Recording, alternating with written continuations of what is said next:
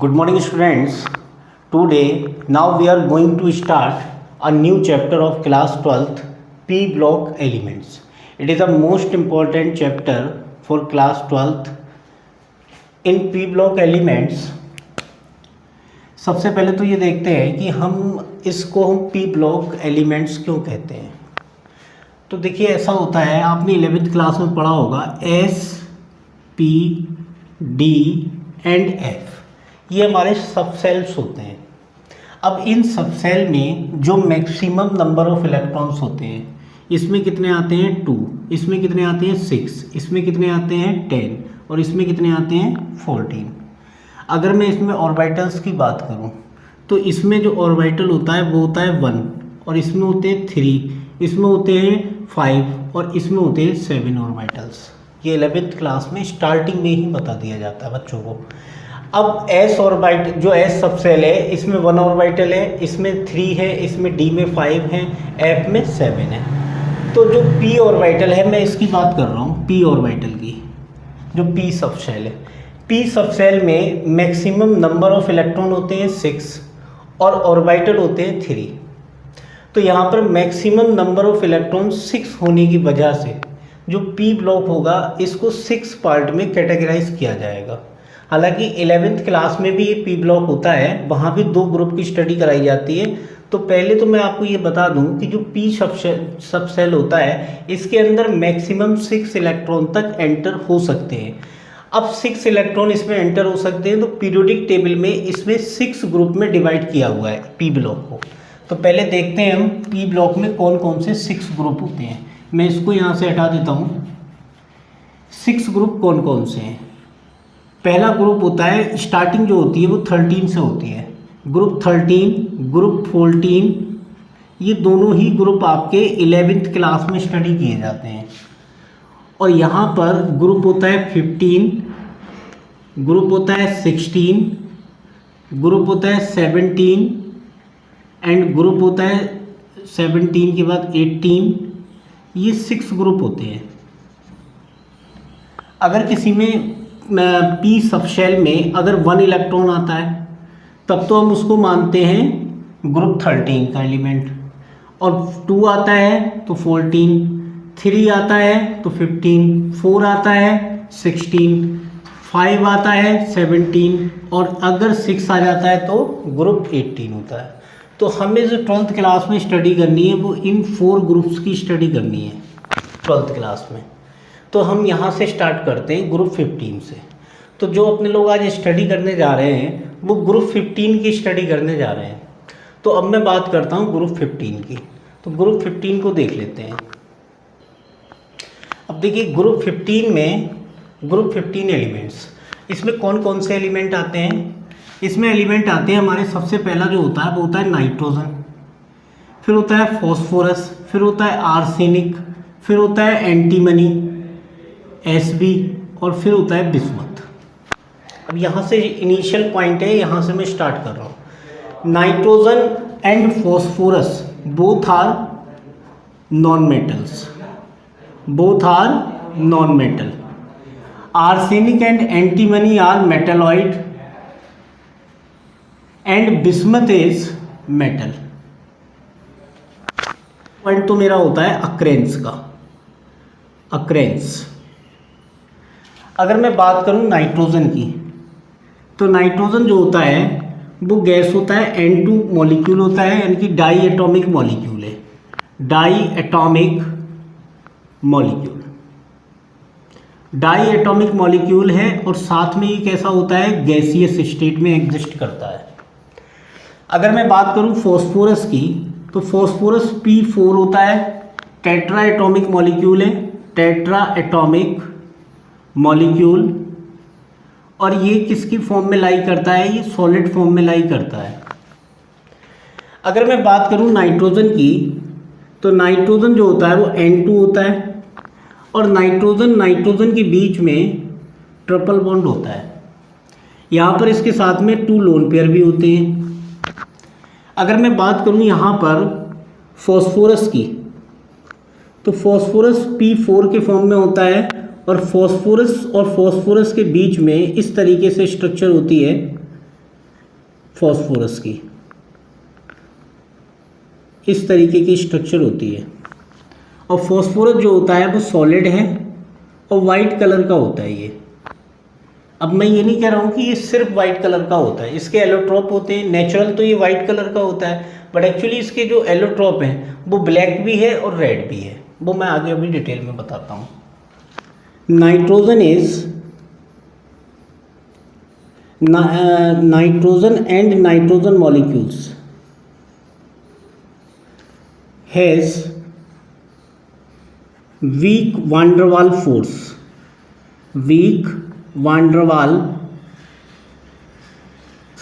Force या फिर London force. ऐसा होता है नाइट्रोजन के 2 मॉलिक्यूल के बीच में वीक फोर्स होता है। अगर इनके 2 मॉलिक्यूल के बीच में अगर वीक फोर्स होगा तो उससे क्या होगा कि मॉलिक्यूल दूर दूर होगा, अट्रैक्शन बिल्कुल है नहीं, और गैसियस स्टेट में लाई करेगा। तो नाइट्रोजन गैसियस स्टेट में होता है, उसका रीज़न ये होता है because 2 molecules of nitrogen has weak van der Waals force और लंदन फोर्स। तो नाइट्रोजन के 2 मॉलिक्यूल्स के बीच में बहुत वीक फोर्स होने की वजह से ये गैसियस स्टेट में लाई करता है, जबकि फॉस्फोरस के केस में फोर्सेस बढ़ जाएंगे, वो मैं आगे बताता हूँ। तो नाइट्रोजन के 2 मॉलिक्यूल के बीच में फोर्सेस बहुत वीक होने की वजह से ये गैसियस स्टेट में लाई करता है। अब nitrogen can do more overlapping because overlapping कौन सी होती है इसमें, P pi, because it is small in size. अब देखिए ऐसा होता है कि अगर मैं बात करूं इस पूरे ग्रुप की, तो इस ग्रुप में टॉप टू बॉटम जाने पर, इसी ग्रुप नहीं किसी भी ग्रुप में टॉप टू बॉटम जाने पर एटॉमिक रेडियस इंक्रीज होती है। तो सबसे छोटी रेडियस इसमें किसकी होगी, नाइट्रोजन की। तो नाइट्रोजन साइज में छोटा होने की वजह से इफेक्टिव ओवरलैपिंग करता है पी पाई बॉन्डिंग। तो पहले तो मैं ये आपको बताता हूँ कि ओवरलैपिंग का क्या मतलब होता है। हालांकि ये चीज़ जो है 11th क्लास में पढ़ा दी जाती है। ऐसा होता है कि नाइट्रोजन के पास जो कॉन्फ़िगरेशन होता है नाइट्रोजन का वो 1s2 2s2 2p3 होता है।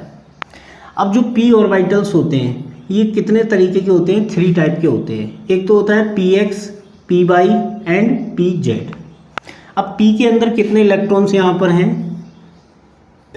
यहाँ होते हैं 3 इलेक्ट्रॉन, py एंड pz। अब अगर मैं नाइट्रोजन की बात करूं, N2 के फॉर्म में एग्जिस्ट करता है। ये नाइट्रोजन किस फॉर्म में एग्जिस्ट करता है, N2 के फॉर्म में। तो नाइट्रोजन का एक एटम है जिसके पास लास्ट में कितने p ऑर्बिटल में कितने इलेक्ट्रॉन्स हैं, 3। ऐसे के ऐसे दूसरा नाइट्रोजन एटम होगा, उसके पास भी 3 इलेक्ट्रॉन्स होंगे। अब होगा क्या, होगा ये कि नाइट्रोजन का एक एटम, इसके जो ऑर्बिटल्स हैं, इसके जो इलेक्ट्रॉन्स हैं, वो दूसरे नाइट्रोजन के एटम के जो ऑर्बिटल्स होंगे उनके साथ ओवरलैप करने लग जाता है। अब जैसे मान लीजिए यहाँ पर 3 है हमारे पास में, आपको पता है p जो शेप होती है वो किस तरीके की होती है, डम्बल शेप होती है। इस तरीके से डम्बल शेप होती हैं, इस तरीके की शेप होती हैं। अब अगर ये किसी दूसरे मॉलिक्यूल के साथ बॉन्डिंग करता है तो किस तरह से बॉन्डिंग करेगा, ये बॉन्डिंग करेगा इस तरह से, इस तरह से, ये। अब देखिए ऐसा होता है नाइट्रोजन के बीच में स्ट्रॉन्ग बॉन्डिंग होती है। स्ट्रॉन्ग बॉन्डिंग होने का रीज़न भी यही है क्योंकि ये स्मॉल होता है साइज में छोटा होता है। तो नाइट्रोजन की अगर मैं बात कर रहा हूँ तो यहाँ पर नाइट्रोजन के बीच में यहाँ पर लिखा हुआ है ये ट्रिपल बॉन्ड होता है। इसमें जो मिड वाला बॉन्ड होता है ये तो सिग्मा बॉन्ड होता है, रिमेनिंग 2 बॉन्ड्स आर पाई।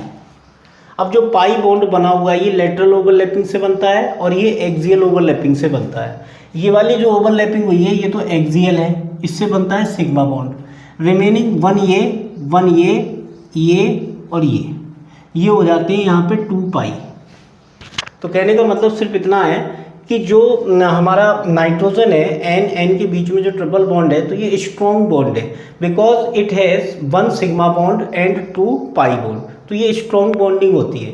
अगर आपस में ही स्ट्रॉन्ग बॉन्डिंग होगी तो उससे क्या होगा, उससे ये होगा कि अगर आपस में दो एटम के बीच में बॉन्डिंग स्ट्रॉन्ग है तो फिर उसकी स्टेबिलिटी हाई हो जाती है। अब नाइट्रोजन मॉलिक्यूल की स्टेबिलिटी हाई है, उसका रीज़न यही है क्योंकि इनके बीच की जो बॉन्डिंग है वो स्ट्रॉन्ग है।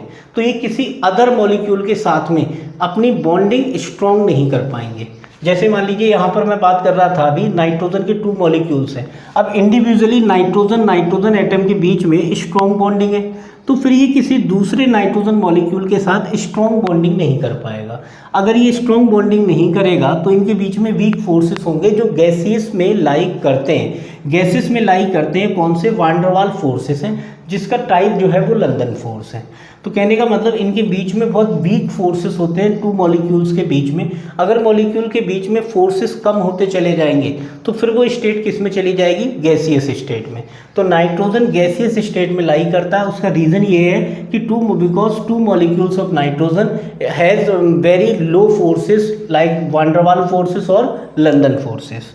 अब यहाँ पर मैंने आपको ये भी रीज़न बता दिया। देखिए पी ब्लॉक चैप्टर के अंदर मैं आपको पहले से बता दूं कि इस चैप्टर के अंदर जो कंसेप्चुअल क्वेश्चन है वो सबसे ज़्यादा बनते हैं। इसीलिए जो चैप्टर है इस चैप्टर का आपको बेसिक पता होना चाहिए।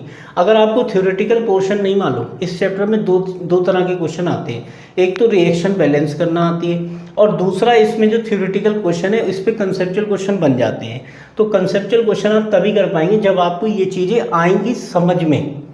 लिखने से काम नहीं चलेगा, इसमें सिर्फ लिखने का काम नहीं है। इस चैप्टर को बहुत ध्यान से पॉइंट टू पॉइंट समझते हुए चलना है, वरना इसमें कंसेप्चुअल क्वेश्चन बहुत होते हैं, वो अभी आगे आते चले जाएंगे, मैं आपको बीच बीच में बताता चला जाऊंगा। ऐसा भी पूछ सकते हैं कि nitrogen molecules are occurred in gaseous state, why? तो उसका रीज़न ये है because 2 molecules of nitrogen has very weak van der Waals type forces और लंदन फोर्स टाइप फोर्सेस। तो इनके बीच में 2 मॉलिक्यूल के बीच में बहुत वीक फोर्स होता है, इसलिए गैसियस स्टेट में लाई करता है। ये क्वेश्चन पूछा जा सकता है। फिर आपको ये पता है नाइट्रोजन एटम का साइज बहुत छोटा होता है, तो इसीलिए ये ज़्यादा ओवरलैपिंग करेगा। अगर ये ज़्यादा ओवरलैपिंग करेगा, और ओवरलैपिंग कौन सी होगी, पी पाई। अब देखो यहीं से आपको पता लग रहा होगा कि ये ऑर्बिटल कौन से हैं, पी ऑर्बिटल। तो ये पी ऑर्बिटल्स हैं, आपस में जो बॉन्डिंग हो रही है, ये एक नाइट्रोजन एटम, ये दूसरा नाइट्रोजन एटम। तो इन दोनों नाइट्रोजन एटम के बीच में जो बॉन्डिंग हो रही है वो कौन सी बोली जाती है, पी पाई, क्योंकि पी ऑर्बिटल के बीच में हो रही है, पाई इलेक्ट्रॉन बन रहे हैं। अब देखो, और जो ओवरलैपिंग है वो सबसे ज़्यादा तो होती है एक्सियल वाली, ये वाली जिससे सिग्मा बॉन्ड फॉर्म हुआ है। रिमेनिंग ये जो होती है लेटरल ओवरलैपिंग, ये पार्शियल ओवरलैपिंग होती है। ये ओवरलैपिंग पार्शियल ओवरलैपिंग है और ये स्ट्रॉन्ग ओवरलैपिंग है। More is the overlapping, more is the covalent character. जितनी ज़्यादा ओवरलैपिंग होगी उतना ही बॉन्ड ज़्यादा स्ट्रॉन्ग होने लग जाएगा और उसका कोवेलेंट करेक्टर बढ़ जाएगा। तो नाइट्रोजन ज़्यादा ओवरलैपिंग करता है, कौन सी करता है, पी पाई बॉन्डिंग। कोई भी एटम अगर साइज में स्मॉलर है तो फिर अगर वो सिंगल बॉन्ड या कोई भी कोवेलेंट बॉन्ड फॉर्म कर रहा है तो फिर डेफिनेटली वो बॉन्ड स्ट्रॉन्ग होगा। अगर साइज में वो छोटा है, बड़ा है तो फिर स्ट्रॉन्ग बॉन्डिंग नहीं कर पाएगा, because it has small in size. ये उसका रीज़न हो गया। अब इसको रफ करता हूँ। अब देखिए जो नाइट्रोजन होता है इन एयर, नाइट्रोजन जो होता है वो कितना होता है, 78%। नाइट्रोजन जो होता है, नाइट्रोजन गैस एयर में 78% होती है। दूसरा पॉइंट इसका ये है कि जो नाइट्रोजन होता है, nitrogen is almost inert. It is due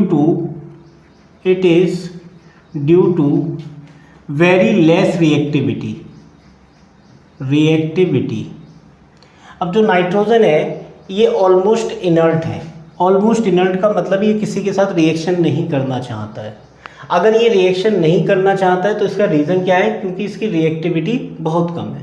और भी एक रीज़न ये है कि नाइट्रोजन के बीच में जो आपस में बॉन्डिंग है ये स्ट्रॉन्ग है। तो जब ये किसी दूसरे मॉलिक्यूल के साथ में या किसी के साथ भी अगर रिएक्शन करेगा तो बहुत वीकली रिएक्शन करेगा, क्योंकि आपस की बॉन्डिंग टूटेगी। अगर कोई मॉलिक्यूल इस पर अटैक करेगा तो यहाँ पर ये बॉन्डिंग जो है, ट्रिपल बॉन्ड है, ये टूटेगा, ब्रेक डाउन होगा। ये ब्रेक होने के लिए मोर एनर्जी रिक्वायर्ड होती है। तो मोर एवर जो सब्सटेंस होते हैं वो इस बॉन्ड को तोड़ ही नहीं पाते हैं। तो इसीलिए नाइट्रोजन जो है वो किसी के साथ रिएक्शन नहीं करता है। तो नाइट्रोजन की रिएक्टिविटी बहुत कम होती है। हम ये माने कि नाइट्रोजन की रिएक्टिविटी कम होने की वजह से ही जो स्कूबा डाइवर्स होते हैं वो ऑक्सीजन के साथ नाइट्रोजन को मिक्स करके अपने साथ ले जाते हैं, क्योंकि नाइट्रोजन किसी के साथ रिएक्शन नहीं करता है। अगर वो उस हीलियम जो ऑक्सीजन गैस है उसके साथ रिएक्शन नहीं करेगा तो ईजिली हम उसको नाइट्रोजन को भी और ऑक्सीजन को ब्रीथ कर सकते हैं। तो वो स्कूबा डाइवर जो सिलेंडर में ऑक्सीजन लेकर जाते हैं वो नाइट्रोजनेटेड ऑक्सीजन होती है। तो नाइट्रोजन जो होता है वो ऑलमोस्ट इनर्ट है, क्योंकि इसकी रिएक्टिविटी कम है और इसकी बॉन्डिंग जो है वो आपस में म्यूचुअल बॉन्डिंग स्ट्रॉन्ग होती है। नेक्स्ट है कि नाइट्रोजन हैज़, अब नाइट्रोजन के जो आइसोटॉप्स हैं, आइसोटॉप्स का मतलब क्या होता है, जिनके एटॉमिक नंबर सेम होते हैं। तो नाइट्रोजन के जो आइसोटॉप हैं वो होते हैं दो तरह के। कौन कौन से होते हैं, एक तो नाइट्रोजन 14 और एक नाइट्रोजन 15। ये दो आइसोटॉप्स होते हैं। आइसोटॉप्स का मतलब आपने 11th में पढ़ा है same atomic number, same atomic number, same atomic number होता है इनका, बस मास डिफरेंट होता है, नाइट्रोजन 14 एंड नाइट्रोजन 15। एक बहुत इंपॉर्टेंट बात है ये कि nitrogen and bismuth does not for allotropes. Allotropes का मतलब क्या होता है, एलोट्रॉप का मतलब होता है same elemental state but different properties. इसका एलोट्रॉप का मतलब आपने 10th में भी पढ़ा हुआ है। एलोट्रॉप का मतलब ये होता है जैसे कार्बन है, तो कार्बन के जो एलोट्रॉप है, जैसे कार्बन का एलोट्रॉप है एक डायमंड, एक है ग्रेफाइट, और एक वो और होता है आर्टिफिशियली जो बकमिंस्टर फुल्लीन बनाया गया है। तो जो इसके कार्बन के दो एलोट्रॉप हैं, अब जैसे मैं बात करूं डायमंड की, तो डायमंड जो होता है इसकी देखने में भी डायमंड अलग है, इसकी फिजिकल और केमिकल प्रॉपर्टी दोनों ही डिफरेंट है किससे, ग्रेफाइट से। जबकि ग्रेफाइट और डायमंड दोनों में ही क्या होता है, कार्बन। दोनों बहुत डिफरेंट है एक दूसरे से, फिजिकल केमिकल प्रॉपर्टी डिफरेंट है, बट उनकी एलिमेंटल स्टेट जो है वो किसकी है, कार्बन की। तो जिसकी एलिमेंटल स्टेट सेम है, उस एलिमेंटल स्टेट सेम है बट उसकी फिजिकल और केमिकल प्रॉपर्टी डिफरेंट है, तो हम उसको बोलते हैं एलोट्रॉप। जैसे कार्बन के एलोट्रॉप है डायमंड और ग्रेफाइट, ऐसे ही नाइट्रोजन और बिस्मथ ये दोनों ही कभी भी एलोट्रॉप नहीं बना सकते। अब ऐसा नहीं है कि ये बना नहीं सकते, नेचुरली इनके होते ही नहीं है एलोट्रॉप, इनके एलोट्रॉप नहीं होते। ये कहने का मतलब है कि पूरे ग्रुप के अंदर जो हमारे पास ग्रुप में एलिमेंट है, nitrogen, phosphorus, arsenic, antimony and bismuth, इसमें ये दो ऐसे एलिमेंट हैं जो एलोट्रॉप नहीं रखते हैं। अब देखिए जैसे फॉस्फोरस की अगर मैं बात करूं तो इसके एलोट्रॉप्स होते हैं। फॉस्फोरस के एलोट्रॉप जो होते हैं, फॉस्फोरस के 3 एलोट्रॉप्स होते हैं। फॉस्फोरस P4 में होता है और इसके 3 है, एक तो होता है वाइट, एक होता है रेड और एक होता है ब्लैक, ये होते हैं। अब इसमें अगर मैं ये बात करूं वाइट की, तो वाइट तो होता है नेचुरल और ये सभी आर्टिफिशियली है, आर्टिफिशियली इसी से बनाए गए हैं, मतलब कहने का ये है, ये होते नहीं है नेचुरली, बट इसको इसी वाइट जो हमारे पास फॉस्फोरस होता है उससे बनाया जाता है। ऐसा होता है, वाइट कलर का होता है फॉस्फोरस, बोन्स वगैरह में होता है कैल्शियम फॉस्फेट के साथ, तो फॉस्फोरस वाइट कलर का होता है, ये नेचुरल होता है। अगर मैं इसकी बात करूं स्टेबिलिटी की, ये चीज़ बहुत इंपॉर्टेंट है, स्टेबिलिटी की। स्टेबिलिटी ऑर्डर क्या होगा इसका, तो देखिए वाइट, रेड और ब्लैक की अगर मैं बात करूं तो स्टेबिलिटी का ऑर्डर होगा ये, सबसे ज़्यादा स्टेबल होता है ब्लैक और सबसे ज़्यादा रिएक्टिव होता है वाइट। तो रिएक्टिविटी का इसका अपोजिट ऑर्डर हो जाएगा। वाइट फॉस्फोरस की रिएक्टिविटी नेचर में सबसे ज़्यादा होती है। वाइट फॉस्फोरस बोन्स के अंदर होता है, कैल्शियम फॉस्फेट में, टूथपेस्ट में भी होता है फॉस्फोरस, जो हमारे टीथ होते हैं दांत, इसके अंदर भी फॉस्फोरस होता है, जितनी भी बोन्स बनी होती हैं उन सभी में फॉस्फोरस होता है, वाइट फॉस्फोरस। रेड फॉस्फोरस आपने देखा होगा जो मैच बॉक्स पे लगा होता है, और ब्लैक फॉस्फोरस जो रेड किल मिलता है वो ब्लैक फॉस्फोरस होता है, जो रेड पॉइजन होता है उसको हम ब्लैक फॉस्फोरस कहते हैं। तो स्टेबिलिटी के ऑर्डर की अगर बात की जाए तो सबसे ज़्यादा स्टेबल है ब्लैक और सबसे ज़्यादा लेस स्टेबल है वाइट। रिएक्टिविटी वाइट की ज़्यादा है और सबसे कम है ब्लैक की, बिल्कुल अपोजिट ऑर्डर हो जाएगा। फॉस्फोरस की जो शेप होती है वो इस तरह की शेप होती है, ये शेप होती है फॉस्फोरस की। सभी के पास एक एक लोन पेयर होता है। अगर मैं फॉस्फोरस के हाइब्रिडाइजेशन की बात करूं तो फॉस्फोरस एटम का जो हाइब्रिडाइजेशन होगा वो यहाँ sp3 होगा, क्योंकि 3 तो बॉन्ड पेयर है, 1 लोन पेयर है, तो sp3 हाइब्रिडाइजेशन होगा इसमें। अब जो मैं बात करने जा रहा हूँ, अब यहाँ पर क्या होगा, ये एंगल 60 डिग्री का होता है। अगर मान लीजिए 2 बॉन्ड पेयर ज़्यादा पास में आ जाते हैं तो फिर एंगल स्ट्रेन बढ़ जाता है। तो इसमें क्या बढ़ जाता है, angle strain is very high, बहुत ज़्यादा हो जाता है एंगल स्ट्रेन। तो फिर बॉन्ड की स्टेबिलिटी कम होने लग जाती है। बॉन्ड की स्टेबिलिटी कैसी होने लग जाती है, कम होने लग जाती है। उसकी वजह से रिएक्टिविटी बढ़ने लग जाती है। तो इसकी रिएक्टिविटी हाई इसीलिए होती है क्योंकि 2 बॉन्ड जो है वो बिल्कुल पास में है, एंगल बॉन्ड एंगल जो है वो बहुत कम है। कम होने की वजह से यहाँ रिपल्शन हाई होगा और ईजिली ये किसी भी अदर एलिमेंट के साथ डिसोसिएट हो सकता है। अब अगर डिसोसिएशन की बात आई है तो डिसोसिएशन में नाइट्रोजन की बात कर रहा हूँ। तो in nitrogen in NN bond dissociation very high, bond dissociation energy is very high, क्योंकि आप देख रहे हैं ट्रिपल बॉन्ड है इनके बीच में, 2 नाइट्रोजन एटम के बीच में क्या है, ट्रिपल बॉन्ड। और ट्रिपल बॉन्ड कैसा होता है, स्ट्रॉन्ग बॉन्ड होता है। और स्ट्रॉन्ग बॉन्ड है तो ये इजीली ब्रेक डाउन नहीं होगा। अगर ये ब्रेक नहीं होगा तो रिएक्टिविटी इसकी बहुत कम हो जाएगी। रिएक्टिविटी कम, स्टेबिलिटी हाई। तो नाइट्रोजन की स्टेबिलिटी हाई है, इसका एक रीज़न ये भी आपको पता लग गया। रिएक्टिविटी बोल रहा हूँ मैं, स्टेबिलिटी हाई है, उसका रीज़न है आपको ये भी मिल गया, because bond dissociation enthalpy of nitrogen is very high, क्योंकि ट्रिपल बॉन्ड है, सिग्मा बॉन्ड भी है और 2 पाई बॉन्ड है। इसकी जो रिएक्टिविटी है वो बहुत कम होगी, ऑलमोस्ट इनर्ट है ये, और इसकी स्टेबिलिटी हाई होगी। बहुत इंपॉर्टेंट चीज़ है, मैं आपको बेसिक चीज़ें भी बताइए, केवल अक्रेंस वाली बात। अब इसमें कोई भी डाउट हो तो आप बताइए मुझे, बहुत आसान है ये। अब मैं जो बात करने जा रहा हूँ physical properties of group 15 elements. तो इसमें सबसे पहली जो प्रॉपर्टी है वो हमारी होती है जनरल कॉन्फ़िगरेशन की।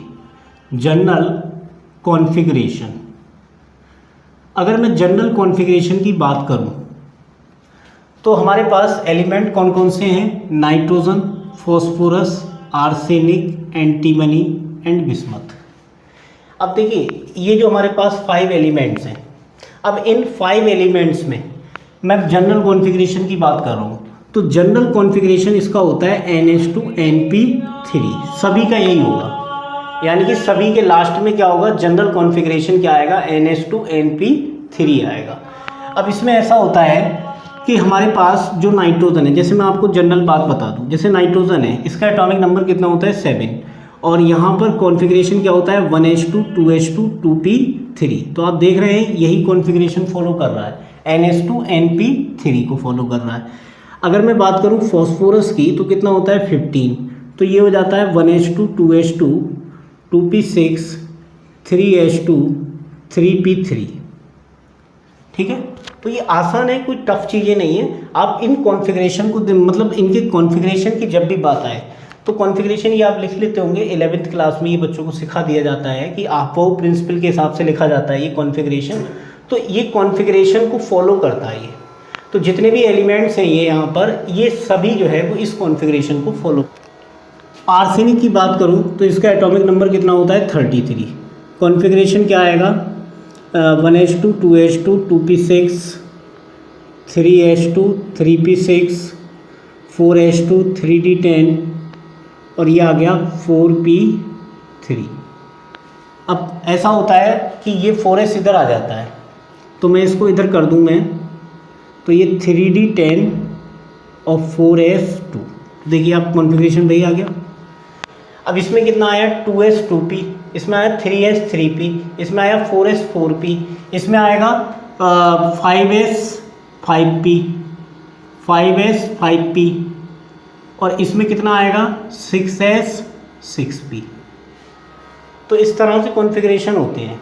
यहाँ पर 2 लगा दूँ, यहाँ 3, और यहाँ 2, यहाँ 3, सभी का यही आएगा निकल। सेकंड हमारे पास है ऑक्सीडेशन स्टेट। अब देखिए ऑक्सीडेशन स्टेट अगर मैं बात करूं तो इस ग्रुप के जो एलिमेंट्स होते हैं इनकी ऑक्सीडेशन स्टेट -3 to +5 तक होती है।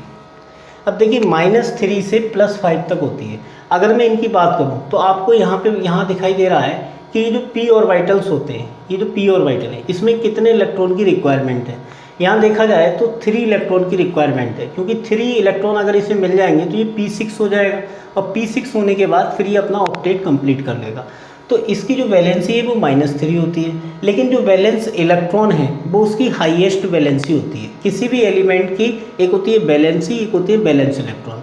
तो जो बैलेंसी होती है वो उसकी मिनिमम बैलेंसी होती है, और जो बैलेंस इलेक्ट्रॉन होते हैं वो इसकी हाईएस्ट बैलेंसी होती है। इसी तरह से इस ग्रुप के जितने भी एलिमेंट्स हैं इन सभी की -1 से +5 तक ऑक्सीडेशन स्टेट होती है। अब जैसे मान लीजिए मैं अगर नाइट्रोजन की बात करूं तो नाइट्रोजन के केस में -1 होती है इसमें नाइट्रोजन में, जैसे अमोनिया में। अगर मैं बात करूं +3 की तो NH3 के बाद में मान लो मैं यहाँ पे ले लूँ NCl3। और अगर मैं यहाँ पे बात करूँ तो फॉस्फोरस की होती है PCl3, +5 में PCl5 आ जाएगा। तो नाइट्रोजन की अगर मैं यहाँ कैलकुलेट करूँगा ऑक्सीडेशन स्टेट तो कितनी आएगी -3, इसमें भी कितनी आएगी, इसमें आ जाएगी +3, इसमें आ जाएगी हमारी +3, जबकि इसमें कितनी आएगी +5, हाईएस्ट ऑक्सीडेशन स्टेट आएगी। अब देखिए इसमें यहाँ पे एक क्वेश्चन बन जाता है, जैसे PCl5 तो ऑब्टेन हो सकता है लेकिन NCl5 नहीं होता है, तो इसका क्या रीज़न है वो देखते हैं। क्वेश्चन ये है कि PCl5 is found is exist in nature but NCl5 is not found in nature. अभी हमने ये देखा कि जो ग्रुप 15 के एलिमेंट्स हैं N, P, AS, SB and BI, ये जो एलिमेंट्स होते हैं इन एलिमेंट्स में नाइट्रोजन और फॉस्फोरस की अगर मैं बात करूं तो यहाँ पर जो नाइट्रोजन का जो कॉन्फ़िगरेशन है वो होता है 1s2 2s2 2p3, और अगर मैं फॉस्फोरस की बात करूं तो ये होता है 1s2 2s2 2p6 3s2 3p3। अब देखिए ऐसा होता है कि जो PCl5 एग्जिस्ट करता है, इसका रीज़न क्या होता है, क्योंकि 3p के बाद क्या आता है हमारा यहाँ पे स्टार्ट हो जाता है 3d। हालांकि 3d में इलेक्ट्रॉन है नहीं, लेकिन ये 3d स्टार्ट हो जाता है, लेकिन इसमें दूर दूर तक 3d स्टार्ट नहीं होगा। तो यह इसका जो करेक्ट रीज़न है, इसका रीज़न ये है कि because phosphorus has vacant d orbitals but nitrogen has no vacant d orbitals। अब d ऑर्बिटल से होता क्या है, ऐसा होता है इसके पास 3d ऑर्बिटल है। अब जो भी ये बॉन्डिंग करेगा, जैसे मैं बात कर रहा हूँ PCl5 में, तो PCl5 में कितने इलेक्ट्रॉन क्लोरीन देगा, हर क्लोरीन एटम कितने इलेक्ट्रॉन शेयर करता है फॉस्फोरस के साथ में 1 इलेक्ट्रॉन।